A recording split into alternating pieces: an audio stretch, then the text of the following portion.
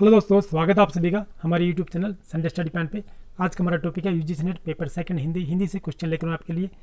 जो पिछली परीक्षा में पूछे गए प्रश्न है, तो दोस्तों वीडियो को लाइक और शेयर जरूर कर दीजिए और चैनल पर नए हैं चैनल को सब्सक्राइब कर लीजिए। जब भी हमारी अगली वीडियोज़ अपलोड होंगी उसकी सूचना आपको समय पर मिलती रहे। दोस्तों, हमारी अन्य वीडियोज़ देखने के लिए नीचे डिस्क्रिप्शन में आपको लिंक मिल जाएगा, या फिर आप चैनल की प्लेलिस्ट में जाकर वहाँ से हमारे अन्य वीडियोज़ देख सकते हैं। तो चलिए दोस्तों, आज के जो हमारा पहला प्रश्न है हम उस पर चलते हैं।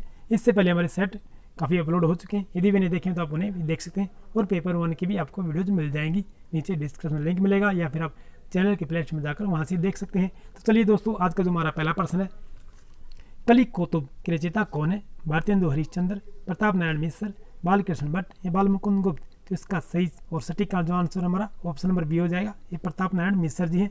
कली कौतुब के रचयिता जो हैं प्रताप नारायण मिश्र जी हैं। माई न होती, बाप न होते, कर्म न होता काया, हम नहीं होते, तुम नहीं होते, कौन कहाँ ते आया, चंद न होता, सूर्य न हो, पानी पवन मिलाया, शास्त्र न होता, वेद न होता, कर्म कहाँ ते आया। उपयुक्त काव्य पंक्तियाँ किस कवि की हैं? ये ठीक है, कबीर जी की, नामदेव, रैदास या मुलुकदास? तो इसका सही आंसर हमारा ऑप्शन नंबर बी हो जाए, ये नामदेव की पंक्तियाँ हैं। चलिए अगला प्रश्न जो हमारा, आनंदवर्धन ने किसे ध्वनि की आत्मा माना है? वस्तु ध्वनि, अलंकार ध्वनि, रस ध्वनि या गुण औचित्य ध्वनि? तो इसका राइट आंसर जो हमारा ऑप्शन नंबर सी हो जाएगा। इसने आनंदवर्धन ने जो है रस ध्वनि को आत्मा माना है। निम्नलिखित रचनाओं को उनके रचनाकारों के साथ सम्मिलित कीजिएगा। एक तरफ रचनाएं दी गई हैं, दूसरी तरफ रचनाकार हैं। ये प्राकृतिक प्रकाश जो है ये वररुचि का है, प्राकृतिक प्रकाश जो है वररुचि का है। श्रावकाचार जो है ये देवसेन का है। प्रबंध चिंतामणि जो है मेरु, ठीक है, जैन आचार्य मेरु तुंग का है। कुमारपाल प्रतिबोध जो है सोम प्रभु सूरी जी का है। इस प्रकार हमारा ऑप्शन नंबर जो ए जो है सही आंसर हो जाएगा। 2, 1, 3, 5 हो जाएगा। चलिए अगला प्रश्न जो हमारा, बैठे हुए सुग्ध आतप पे मृग रोम मंथन करते हैं, वन के जीव वीवर से बाहर हो विश्रव विचरव करते हैं। तो उपरोक्त पंक्तियों में किसका वर्णन है? साकेत में चित्रकूट का, ऐसाध्याय वीणा में वन प्रांतर का है, रसमृति में परशुराम आश्रम का है, कमायने में सारस्वत प्रदेश का है। तो इसका सही आंसर जो हमारा ऑप्शन नंबर सी हो जाए, रश्मिरति में परशुराम आश्रम का ही है चित्र जो वर्णन किया गया है। अभिनव गुप्त के अनुसार मानव मन में वासना रूप में स्थित स्थायी भाव का साधारणीकरण होता है। साधारणीकरण के लिए बोधकत्व व्यापार अनिवार्य है। साधारणीकरण की अवस्था में प्रेक्षक स्व पर के बंधन से छूट जाता है। साधारणीकरण की अवस्था में प्रेक्षक को लौकिक संबंधों का बोध होता है। ठीक है, नीचे कूटभाषा दी गई, तो इसमें सही आंसर जो हमारा ऑप्शन नंबर सी हो जाए, 1 और 3 हो जाएंगे। 1 और 3 अभिनव गुप्त के अनुसार जो है मानव मन में वासना रूप में स्थित स्थायी भाव का साधारणीकरण होता है। साधारणीकरण की अवस्था में प्रेक्षक स्व पर के बंधन से छूट जाता है। ऑप्शन नंबर सी जो हमारा सही आंसर हो जाए, 1 और 3 हो जाएंगे। चलिए अगला प्रश्न जो हमारा, राम की शक्ति पूजा की रचना कब हुई? सन 1934 ईस्वी में, सन 1935 ईस्वी, सन 1936 ईस्वी, सन 1937 ईस्वी?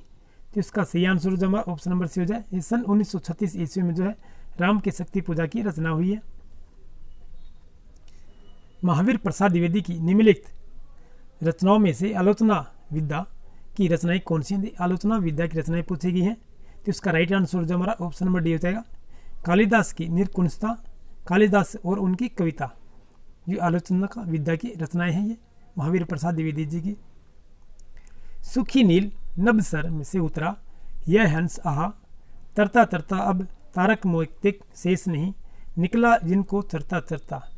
उपयुक्त पंक्तियों में हंस किस प्रकार से, किस अलंकार से संबंध है? ये अपहनुति, उत्प्रेक्षा, रूपक अतिशोक्ति या उपमा? ये रूपक अतिशोक्ति का वर्णन है, ये जो अलंकार जो दिया है हंस का। चलिए अगला प्रश्न जो हमारा, निम्नलिखित संस्थाओं को उनके प्रवर्तकों के साथ सम्मिलित कीजिएगा। तो एक तरफ संस्था है, दूसरी तरफ प्रवर्तक है। ब्रह्म समाज, देखिए ब्रह्म समाज की स्थापना जो है राजा राम मोहन राय ने की थी। प्रार्थना समाज की स्थापना एम गोड से रानाडे ने की थी। प्रार्थना थियोसॉफिकल सोसाइटी की स्थापना जो एनी बेसेंट ने की थी। सत्यशोधक समाज की स्थापना जो है महात्मा फुले द्वारा की गई थी। तो राइट आंसर हमारा 4, 2, 4, 3, 2, 1 हो जाएगा। इश्क बरा है देख ले और जगत से दूर एक अचंबा हमने देखा देहरी का नासूर। अमीर खुसरो की उपयुक्त पहली से क्या विवरण है? सन्यासी, कुआ, खंडहर, प्रेमी का हृदय। ये कुआं से लिया गया है। ऑप्शन नंबर बी जो हमारा सही आंसर हो जाएगा।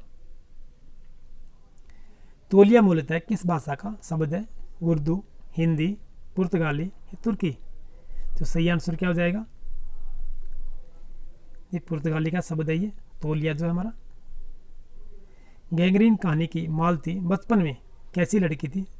सरल और शांत लड़की थी, उद्दत और चंचल लड़की थी, पुस्तकें पढ़ने की शौकीन लड़की थी, चोरी से क्लास से भागने वाली लड़की। नीचे दिए गए विकल्पों में से सही उत्तर चुनिएगा।